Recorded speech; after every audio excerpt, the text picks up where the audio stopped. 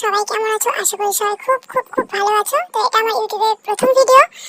তো অনেকদিন পর আমি গেছিলাম মামাবাড়ি। তো সেখান থেকে সবাই ঘুরতে গিয়েছিলাম মাঠে।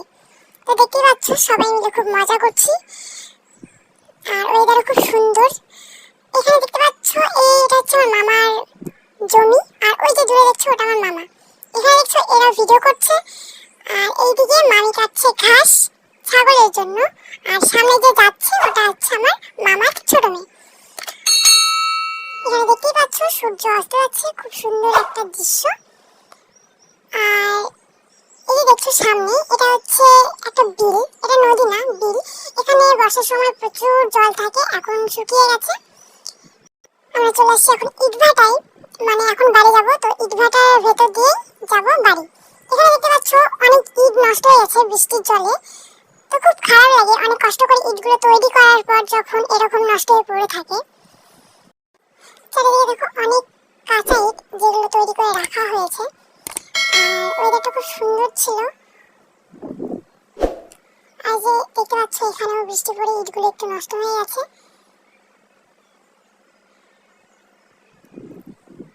আর এগুলো যেগুলো ভেঙে যায় এগুলো সাইড করে রাখা আছে। আর এখন যাব আমরা ইটভাটার উপরে, মানে যেখানে ইটগুলো পোড়া হয়।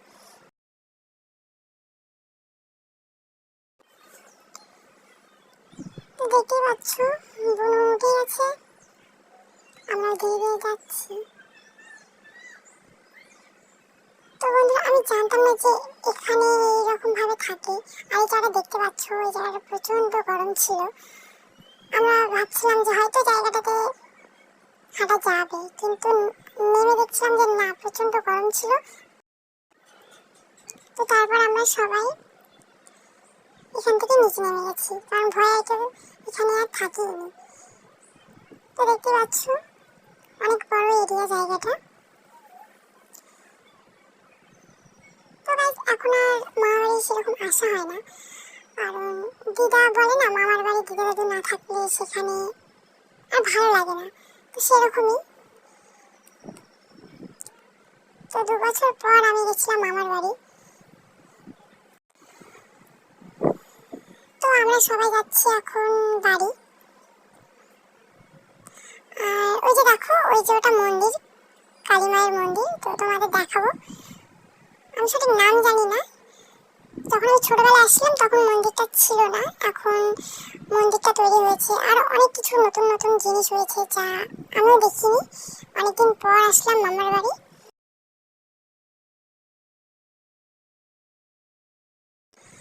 তো চলে আসছে এই যে মায়ের মন্দির, কালী মায়ের মন্দির। খুব সুন্দরভাবে মন্দিরটা তৈরি করেছে।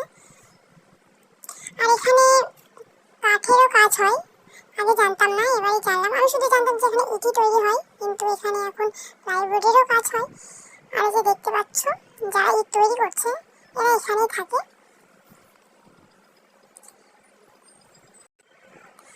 আর যে দেখতে পাচ্ছ এখানে কয়লা রাখা আছে। আর এই যে চলে আসছে আমরা বাড়ি যাবো, এখন রাস্তায় আছি। আর এই যে দেখতে পাচ্ছ প্রাচীর, এই রাস্তার ওই পার প্রাচীর দিয়ে ঘেরা আছে। এখান থেকে মামার বাড়ি অনেকটাই দূরে। এখন আমরা সবাই হেঁটে হেঁটে যাবো বাড়ি।